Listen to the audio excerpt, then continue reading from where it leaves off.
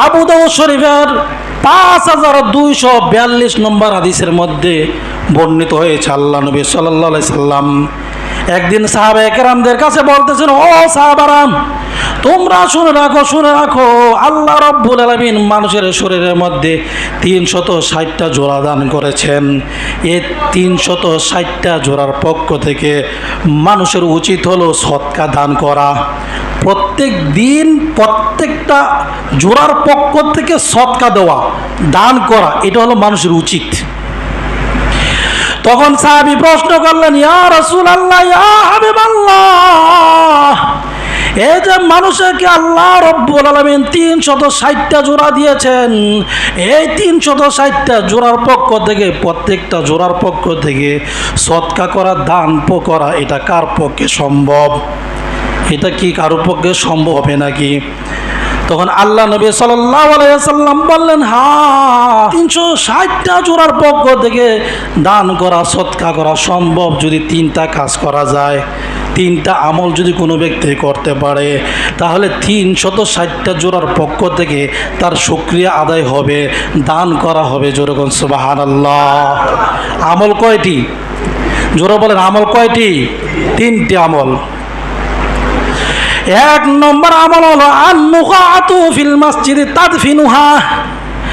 আল্লাহ নবী সাল্লাল্লাহু আলাইহি ওয়াসাল্লাম বলেন, যদি কোনো মসজিদের ভিতরে কোনো ময়লা পড়ে, দুর্গন্ধ জাতীয় শ্লেষ্মা, বাংলা বলে শ্লেষ্মা, আর আমাদের গ্রাম্য ভাষা বলি হিঙ্গিস, এই ধরনের কফ বা এরকম কোনো দুর্গন্ধের জাতীয় যদি কোনো কিছু মসজিদের মধ্যে পড়ে যায়, এই শ্লেষ্মা জাতীয় কোনো কিছু যদি পড়ে যায়, ওই শ্লেষ্মাটাকে দূরে যে ফেলে দিবে, তার 360টা জোড়ার পক্ষ থেকে একটি সদকা আদায় হবে। সুবহানাল্লাহ, জোরে বলেন। 3টা আমল করলে হয়, আদায় হয়, তাহলে একটা আমল। আমার ভাইয়েরা, মনে করেন যদি কখনো আপনি পান না এই জাতীয় কোনো ময়লা মসজিদের ভিতরে, আমার ভাইয়েরা মসজিদে, তাহলে বোঝা গেল মসজিদে প্রথম আসতে হবে, নামাজ পড়তে হবে, নামাজ পড়ার পাশাপাশি এই কাজটা করতে হবে। আমার ভাইয়েরা, মনে করেন এই সাধারণত মসজিদের ভিতরে এই ঝাড়ু দেওয়া হয়েছে, দেখা গেছে এরকমও হয়, ঝাড়ু দেওয়ার পরে আবার টুকটুকি আবার পায়খানা করে দিয়েছে।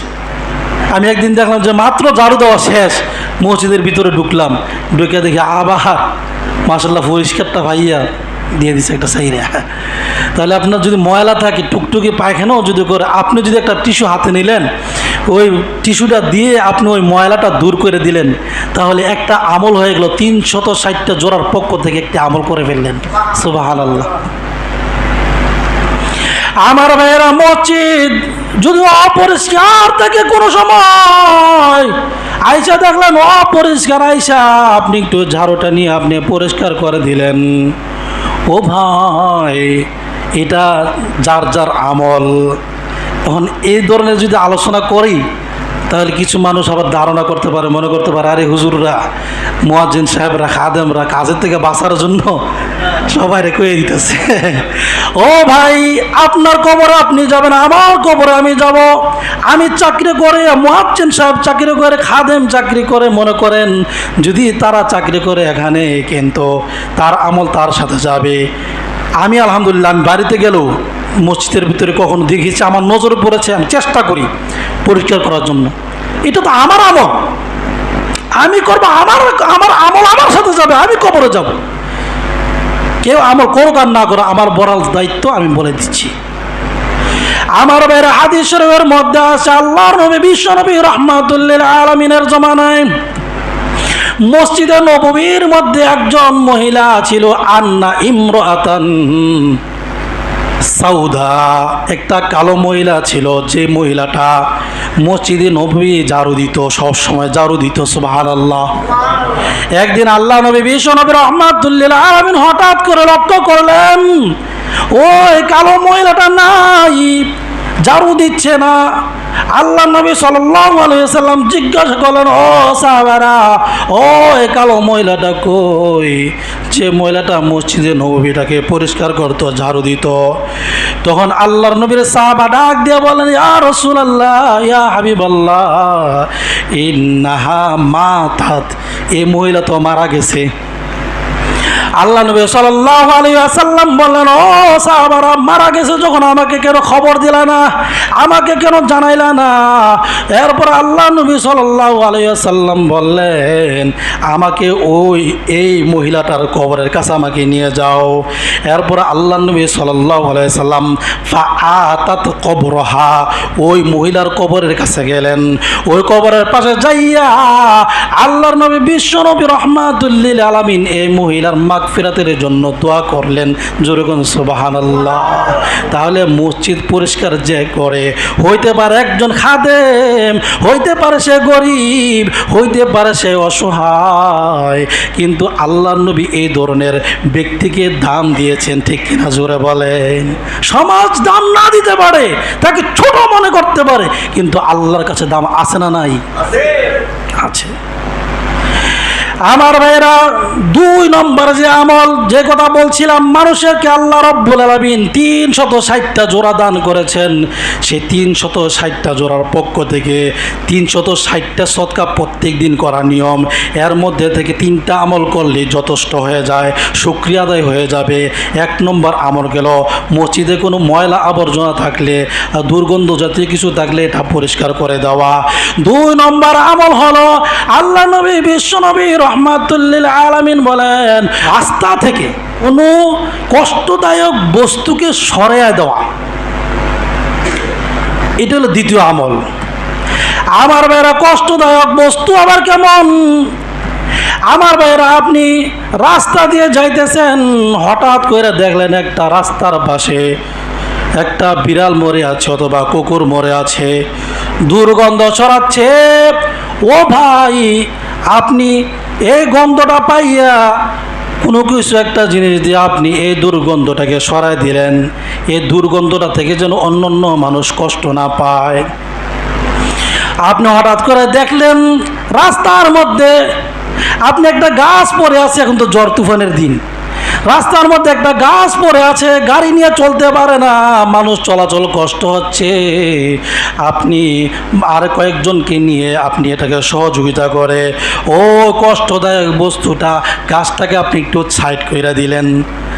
তাহলে ওই যে আপনাকে আল্লাহ রাব্বুল আলামিন 360টা জোড়া দান করেছেন, ওই জোড়ার পক্ষ থেকে আল্লাহর এই শুকরিয়া আদায় হয়ে যাবে। জোরে কোন সুবহানাল্লাহ। আমার ভাইয়েরা, এই জন্য এগুলো খেয়াল করার দরকার।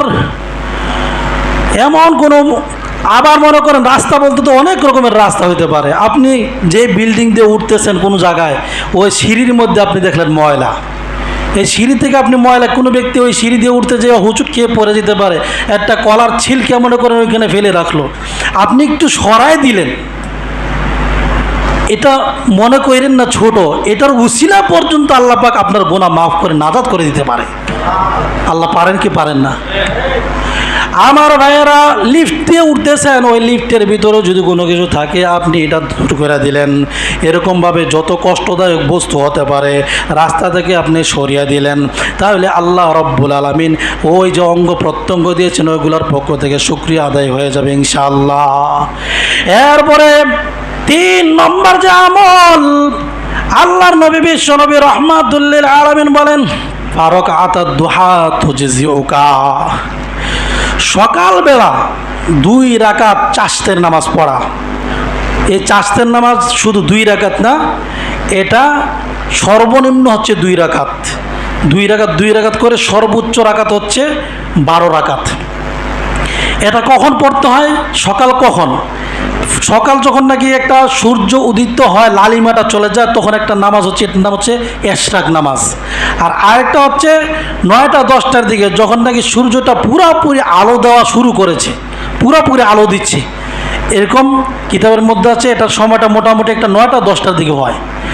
এই সময় থেকে একেবারে দ্বিপহর পর্যন্ত 2 রাকাত পড়েন সর্বনিম্ন, আর এরপরে আপনি সর্বোচ্চ 12 রাকাত যদি পড়তে পারেন, আল্লাহ নবী বিশ্বনবী রাহমাতুল লিল আলামিন বলেন, শুধু তার এই ফজিলত না, বানাল্লাহু লাহু বাইতান ফিল জান্নাহ, তার জন্য আল্লাহ রাব্বুল আলামিন জান্নাতের মধ্যে একটি ঘর নির্মাণ করবেন। সুবহানাল্লাহ, সুবহানাল্লাহ। আমার ভাইয়েরা, এই নামাজটা অনেকই আমরা পড়ি না। আমার ভাইয়েরা, এই নামাজ যে কোনো সূরা দিয়ে পড়া যায়, এই চাষতের নামাজ যে কোনো সূরা দিয়ে, যেগুলো আপনার ঘরেও পড়তে পারেন, মসজিদেও পড়তে পারেন। আমার ভাইয়েরা, তাহলে আসেন আমার শেষ কথা। আমার ভাই, আল্লাহ রব্বুল আলামিন পুরা শরীরে জোড়া দান করেছেন কয়টা? 360টা। তাহলে 360টা জোড়ার পক্ষ থেকে কৃতজ্ঞতা স্বরূপ, শুকরিয়া স্বরূপ 360টা সদকা করতে হয়। তাহলে এই 360টা যেহেতু আমরা সদকা করা সম্ভব না, এই সবগুলোর পক্ষ থেকে 3টা আমল করলে সেই শুকরিয়া স্বরূপ আদায় হয়ে যাবে। এক নম্বর কি বলেছিলাম? মসজিদ থেকে কোনো কষ্টদায়ক বস্তু বা দুর্গন্ধ জাতীয় কোনো ময়লা দূর করে দেওয়া। এরপরে 2 নম্বর কি বলেছিলাম? রাস্তা থেকে কষ্টদায়ক বস্তু সরিয়ে দেওয়া। আর 3 নম্বর কি বলেছি? চাষতের নামাজ আদায় করা। আল্লাহ রব্বুল আলামিন আমাদের সকলকে এই আমলগুলো করার তৌফিক দান করেন, বলেন আমিন।